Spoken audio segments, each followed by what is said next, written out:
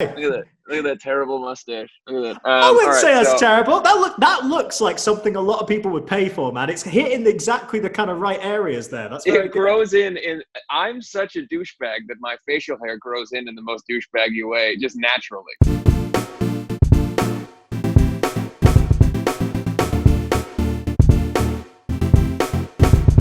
Hey guys, James Wilson-Taylor here for Roxanne with another of our video calls while everyone's stuck at home. I'm delighted to say today's guest, none other than Mr. Andy Biersack. How are you, sir?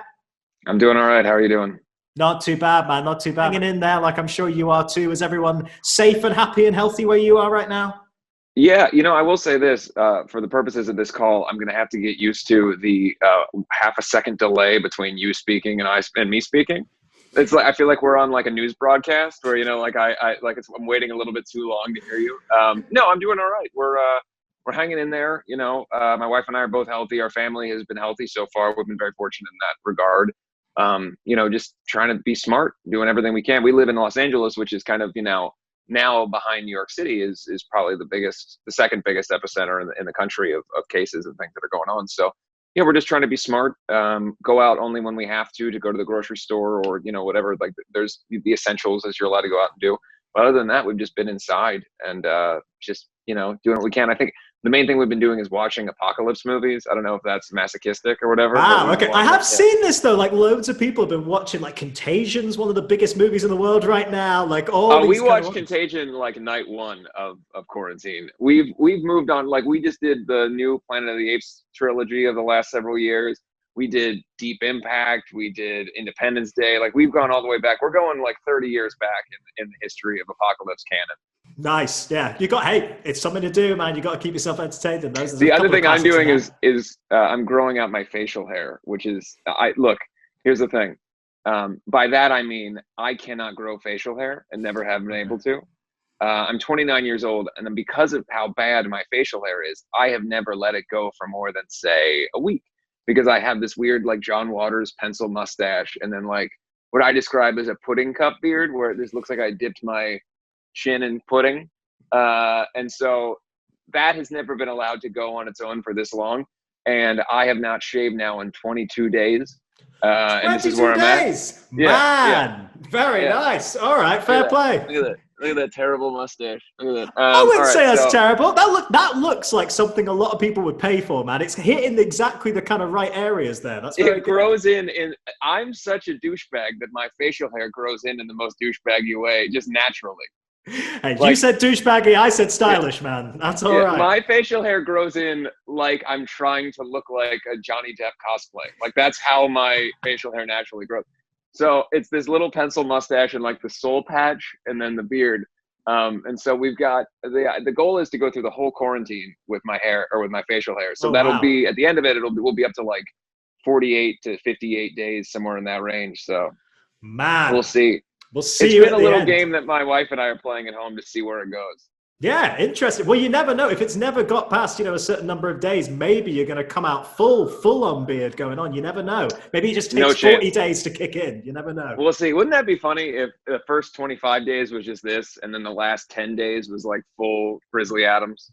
Yeah, going full Castaway, Tom Hanks style, just properly down to the ground. It would be a good look, man. Well, I'm glad to hear. I'm trying to avoid being Tom Hanks in every other way, though. Right now, that's not. I'm trying my best. Very true. Speaking of, I will say that was of all this stuff that's going on. Not to be glib. I mean, obviously, we don't want Tom Hanks or anyone else to be ill. But I remember when he was first announced as having had it. I think that there was a paradigm shift within even our industry to see like, oh, people that you've heard of, like it's not fair. It's just the way that some people in the industry work, where there was a lot of people who weren't taking it seriously at the beginning.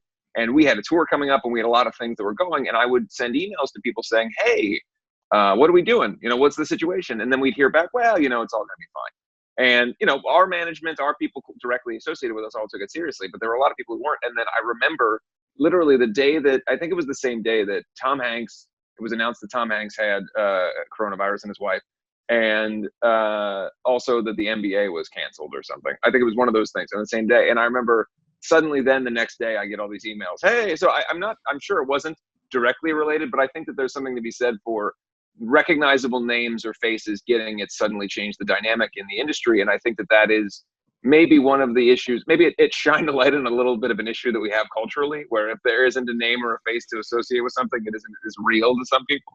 Yeah, But yeah, 100%. I'm not, look, like I said, I'm not trying to rag on Tom Hanks. I Oh God, no! It was. I took the opportunity for a segue into my next point by you saying his name. In a weird way, something. I mean, thank God they're okay and everything. Him and Rita, but like, it is the funny thing that because he's such a famous guy, and he was able. I guess it's why he said it publicly as well. It did probably make people take it so seriously. You know, rightly or wrongly, it's kind of a good thing. At least he used that influence in that way. And I guess on that similar note, I guess from people in our world and the people we've been talking to, it's about protecting the tour crew and all that kind of stuff. And I think we've seen in the last couple of weeks, particularly people going, actually, yeah, we do need to make a decision sooner rather than later on touring and all that kind of stuff. As difficult as that is. We did a show in Mexico City on March 6th. And this was just kind of as it was starting. There was no cases in Mexico yet. There was no sort of quarantine that was imposed in the States. But we took it really seriously and were very careful in that trip, in that the entire crew wore gloves. We wore masks on the airplane. We all wore masks and gloves. During the meet and greet, we did only fist bumps with gloves, and we were very careful to not put people in line in certain ways and make sure people had spatial separation. And this was before we had any real guidelines from the government or anything else. And it's just crazy to me that it really, in the time between that show to like a week later, things just exploded so much more. So, you know, there's a certain part of me that feels, no, we didn't know, but you feel a sense of guilt of like, wow, I was involved in putting a whole bunch of people in a room together.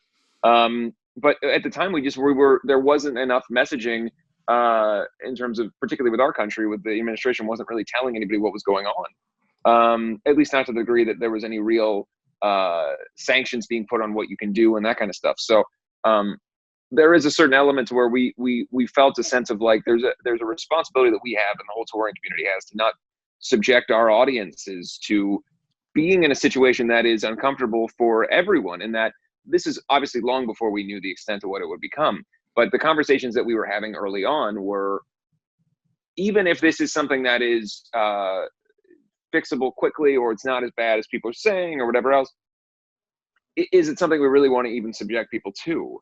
You know, because the question was, there were some people who would say early on, you know, oh, you know, don't worry about it. The touring industry is going to be fine. This isn't a real thing. It's just the flu or whatever else. The question then became, well, let's say worst case scenario, that it is just, it's just an isolated flu, right? And people are blowing it out of proportion. Let's say that was the word, and this is the conversations we were having back then. Yeah. Let's say that that's the case. Is it worth risking, even for the minute chance that it could be an issue for the audience, for our crew, for the band themselves? Like, we're stuck in a tin can going down the road every day. If one person gets sick, everybody's going to get it. And this is before we knew how easily spread this thing was. So ultimately, as those conversations were being had, the very next morning, kind of as we were saying, well, I think this isn't something that we should do, we wound up getting the word from Live Nation anyway to shut the whole thing down.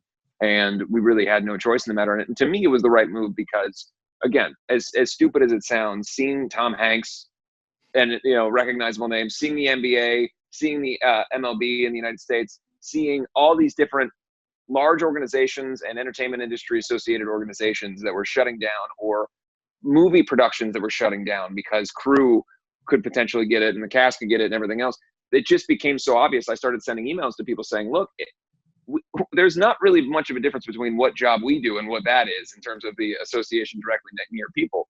And so while it is hugely disappointing, and while I'm going to be very honest with you, it's a very big financial disaster. You know, for us, we had quite a bit of money put into this tour that we were going on. It's a very long tour. Our intention was to go from essentially last week through the fall. You know, we had plans all the way that lasted all the way to Christmas, basically.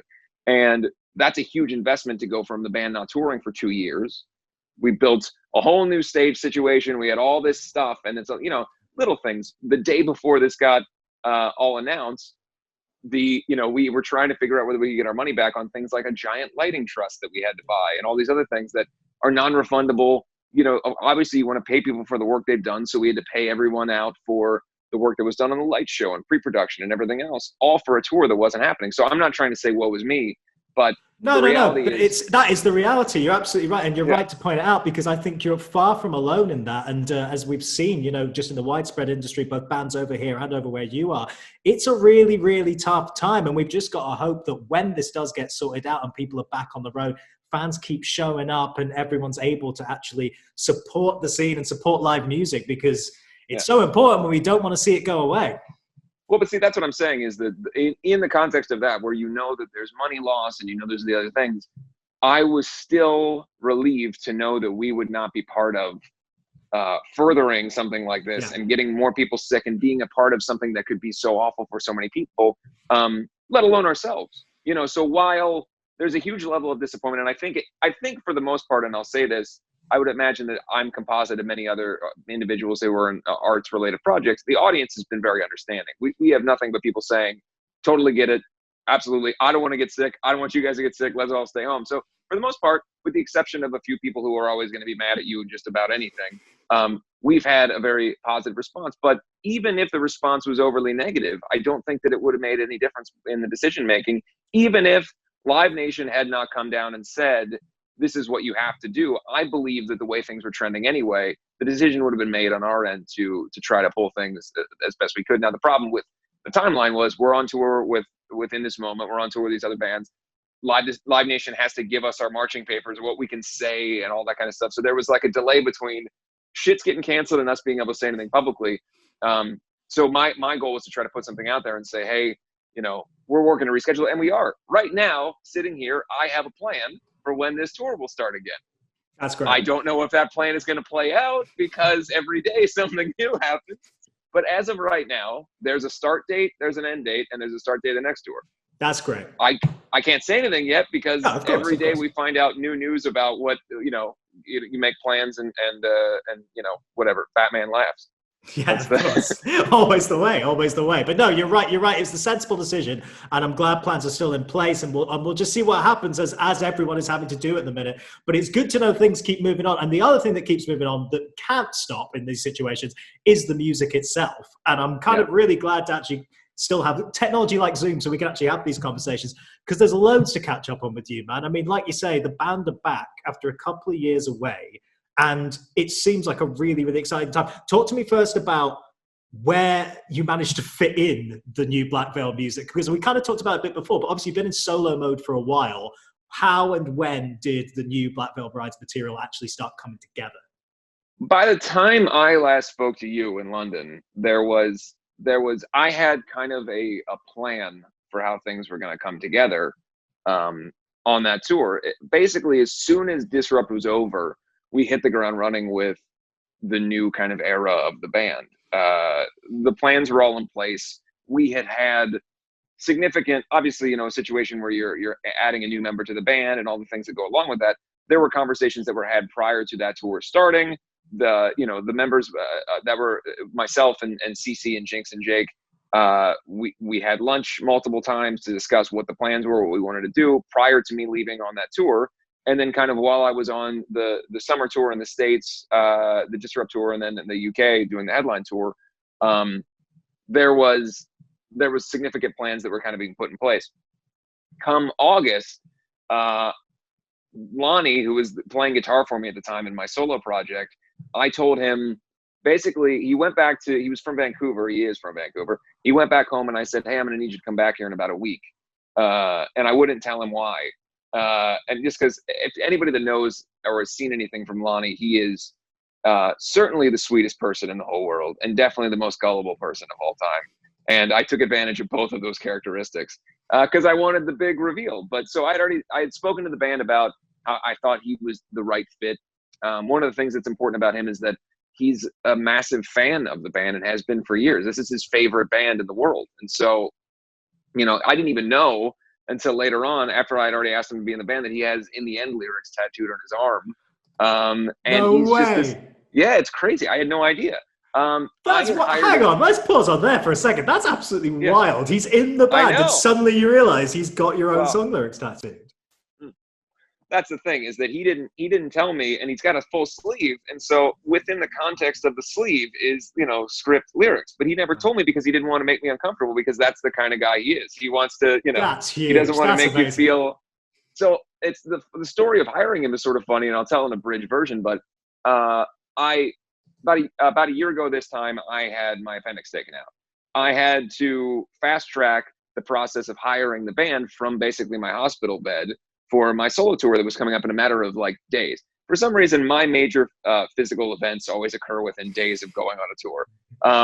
So I'm in the hospital and I'm going through videos, and I see this guy, Lonny, cool hair, looks like Steve Stevens, like Billy Idol kind of thing. I go, yeah, he'll be fine. I don't know anything about him. I go to the rehearsal. First day I meet him, he is my favorite person I've ever met. He is so pure and innocent and ridiculous. It was like, within 5 minutes of meeting him, he's asking me what color shoes he should wear and all these different things, like aesthetic choices. And then he goes back into the corner of the room, and we're like, all right, it's time for lunch. And he just he's got a backpack, and he's got a loaf of bread inside the backpack, unwrapped, and he's just eating slices of bread out of the backpack. I was like, what are you doing? He goes, Sure. well, it's cheap. He goes, cheap. And he goes, I want to keep practicing. I don't want to leave. I want to stay here to practice. So I get the songs down. And I kind of took a mental note. I was like, wow, he really wants to do a good job. And look, I'm not saying that other people don't, but part of the thing of like hired guns, as it were, is that oftentimes you're hiring a person who's had a lot of jobs in the music industry. Your project is not any more important to them than the previous projects they've worked on or the next one they're going to work on, because that's the nature of, like, I get it. You're not going to care about my record as much as you're going to care about the next one or whatever else. It's whoever's paying you at the time, if you're a hired guitar player or drummer or whatever else. And he was just so dedicated to the process and wanted to do such a good job that I was so taken by his whole personality and everything. So through the course of that tour, I started to realize, I think this is the guy, right? Like, I think, and I told my manager, I told a few people, I said, in the event that this is a situation where we need to have somebody, this is the guy for it. And so by the time that tour had ended, I'd spoken to the band. They had met him. They came to one of my Andy Black shows, and I set him up and made him. I've never told this. I don't think I've ever told this before. He is really a huge fan of Jake and Jinx a lot. Of course, I mean, they're incredible, but he, being a guitar player and bass player, he really wanted to meet them. And so I gave him a bunch of fake information about them to say to them, to weird them out when he met them. Oh, man. You are cruel. You are cruel, man. I know. One of which is a thing that I told him. I go, Jake loves it if you go up to him and whistle in his face, like really loud, and go like this, like from the genital region up to the face, like on yourself. Like it's an inside joke. He'll love it. He'll laugh so hard. He'll be so excited that you said that. And so first thing, Lonnie's all nervous. He walks up to Jake and he goes, ooh, and there's just silence. And Jake's just like, what? And Lonnie looks so uncomfortable. And he's like, why did you do that? And Lonnie's like, oh, and then I started laughing and I said, it's my fault. And that was like the icebreaker. And then they just thought, they thought he was the funniest guy ever, and they loved him. And it was a nice little thing of like, while it made him uncomfortable for a minute, I knew it would, they would love it about him that he had the balls to walk up and do something silly like that. Cause they know me, and they know that I'm the kind of practical joker who would put somebody up to something like that. And they were able to immediately associate with him in that way. And so there was a huge amount of positivity there. And then we got home, and I asked him if he wanted to join the band, and he cried in my kitchen. And then we were off to the races, and we started recording right away. So from August through, I guess we released at the end of September, we wrote those songs on our own, just the five of us in Jake's house in a studio. We recorded everything in a studio in his house, and we released them. We did everything, just the five of us, no outside influence, no outside studio, no outside producer, nothing. And that's been the way we've been working. And then we rolled right from that into the re-record of the first album, which is now complete. Oh, yeah. Well, I was going to ask, actually. Yeah, I was going to ask, what is the status on the re-recording? But there we are. It's complete. It's done. It's ready to go. 10 years ago in the summer is when We Stitch These Wounds came out. So we believe that by this summer, 10 years later, Re-Stitch These Wounds will be out. It's done. We've got the masters done. We're just working on the artwork right now and getting all the packaging together. We want to do something really special. Look, the point of this is not to replace the first album. The idea is that the first record was made for about $6,000 in a jingle studio, which is a very small space that they recorded like commercial jingles. And we really didn't have a pot to piss in, and we had no way of making this grandiose record that we wanted. And we've always thought, I mean, this dates back literally from the moment that maybe as soon as Set the World on Fire came out, and we were like, oh, wow, we can make big sounding records. we thought, man, wouldn't it be great to redo the first record and make it sound this big? And so it's always just been a passion project of ours. And Jake has gotten so adept as a producer over the years, and it's just he's done such an amazing job on it. It sounds awesome. It's the way for us that we would have liked to have those songs sound 10 years ago. Now, it's not meant to replace it. It's meant to be a companion piece. Here's what the version was in the past. Here's what we would like it to have been. We're hoping that it ends up more on the like fun companion piece and less of the like, the George Lucas fucking with Star Wars a million times kind of thing. Like, we don't want it to be on that side. But yeah, it sounds really good. I prefer it because it's the way that I heard it in my head 10 years ago and the way that we wanted it to be. And to hear it that way, like a song like Carolyn, Jake has put so much of himself into that song, and it just sounds so big. And then one of the coolest things that exists is, for years we've done the overtures on the records, which is all Jinx composing and playing these big orchestral pieces. And he's got one of those. He's kind of reimagined and redone the idea of Mortician's Daughter, which is a song on the first record. And he's been working on that for months and months now. And it sounds incredible. It makes everyone cry. Like it made Juliet cry, it made my mom cry, it makes everybody cry when they listen. It's so beautiful. Wow, that's so exciting, man. What an absolute luxury and a joy to be able to go back and do something like this and make it into this bigger sound thing. And other than, obviously the overture elements and bigger production, bigger sound, were there any other little lessons you took away and think, I would have just liked to change that little moment here and there? Yeah, I thought I was going to do more when we started. I thought when I first set out to do this vocally, I thought, well, I'm a much better singer now and I have a better idea of how to work melody and ideas of what, because back then I was coming up with a melody, writing it down, and then essentially singing it that day in some cases. Like a song like Never Give In was written as it was being recorded because we just didn't have time. So you had to have X amount of songs for the record. We didn't have a song. Here's a musical song. So the melody and the lyric to me, leaves a lot to be desired. So the idea was on certain elements of songs where I feel like a lot of them also we performed live over the years, and I've made little changes to how I sing them live or melody changes or whatever else. So a lot of it is just taking a song like Sweet Blasphemy and changing up the chorus just a little bit to where I've been singing it live, but not enough to where it's going to change the song. And then in other cases, changing the structure of the chorus, like a song like Never Give In that really didn't have a very good hook line, taking the basics of it and just making it feel a little bit more full.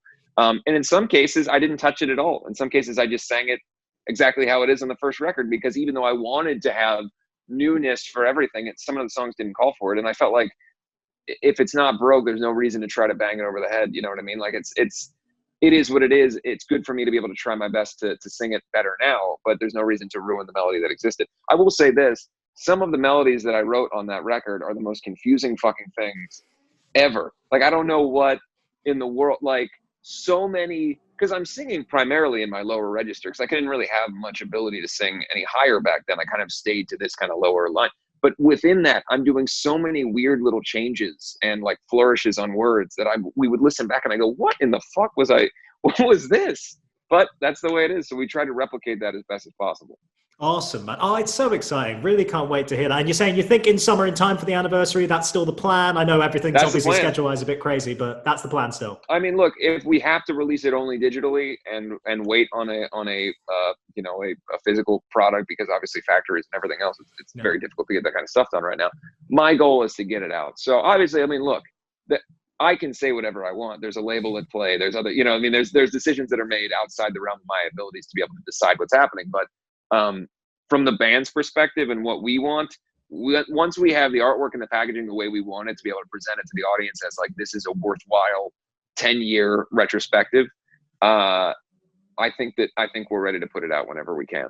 Man, exciting stuff. Something to look forward to there for sure. And in terms of more new music, obviously when the first couple of tracks came out, you're saying it's the duologies. That's how you want to kind of present a lot of the new music for Black Veil Brides. More to come, or are we still in scheduling? We had the plan to do the duologies, and then I wrote a big opus concept record idea with drawings. And I just sat at our kitchen table one night, and I was like, oh, I have an idea that will be a big, giant Wretched and Divine style concept record. And so we're about 4 songs into that right now. So I believe that there'll be room to release 2-song increments from now to then.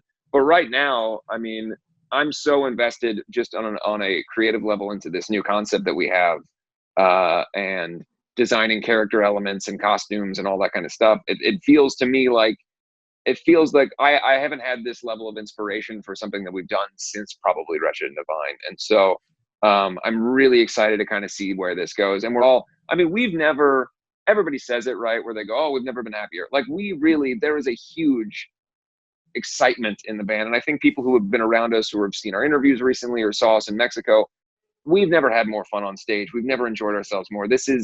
We're just having so much, again, just fun. We're writing and recording and doing what we can. Unfortunately, now we've kind of had to put a break in the process of writing and recording, but we've got enough material that there's some stuff to kind of mess with and just keep writing in the interim. But what I always admire about you, and it's something I've said to a lot of artists recently who are having to discover new ways to do it.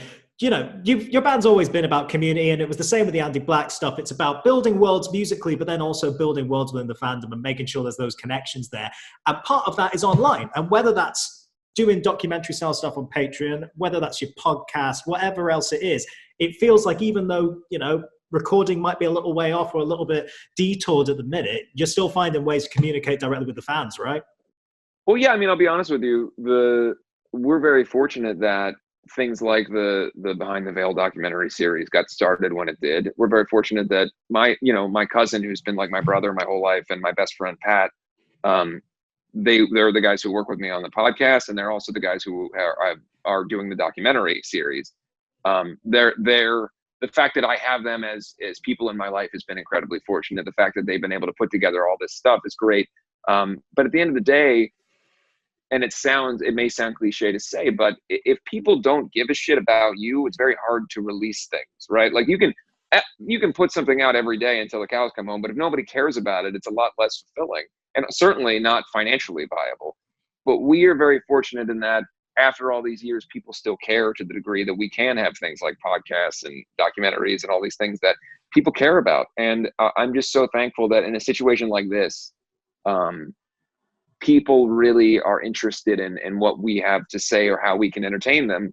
And that's a really good feeling to know that in a time of darkness where people are dealing with something really difficult, to know that we can represent something positive and to be an entertainment source, whether it's through a silly podcast or through the art that we're making or through a documentary about our history or whatever it is. Obviously we'd love to be on the road playing music, and we'd love to be in the studio making music, but in the interim, the fact that people can come back to us and see, hey, this is a band that I love. Like I get to watch their old videos, or I get to see what they're doing now. Like that's really cool. And I'm just really appreciative that we have this outlet. Absolutely, man. Yeah, keep doing what you're doing. We all need it more than ever, man. 100%. And it's always great to chat to you, man. It really, really is. Stay safe. Hope your family stays safe. Hope all the other guys stay safe. And hopefully, as I've said to everyone, I hope we get to do this face-to-face sooner rather than later. I hope to see you over on UK shores for some shows and all that stuff before the end of the year. Well, we were supposed to be there soon, but obviously we understand with Download being canceled. But I promise that we do have plans to come to the UK when we can. That we were supposed to be Download was supposed to be the launching pad for a bigger thing as far as what we were going to be doing over there. So there will be news to that. So I know a lot of people over there have been asking. But the plan is once we can, we will. You know, I mean, we have such a good audience with you, or such a good rapport with the UK audience that it would, obviously we're going to be over there. The other thing is I want to send one final shout out to Tom Hanks. I feel like I didn't want to say that I wasn't trying to say I don't want to be like you. I'd love to be like Tom Hanks. I just don't want to be sick. And he was a kind of a fire starter in terms of the public knowledge. But again, shout out Tom Hanks. I love you. Glad to hear you're doing better. We always shout out Tom Hanks, man. I'm going to start doing that in all my interviews. He's a legend. I finish every interview saying shout out Tom Hanks, and always have.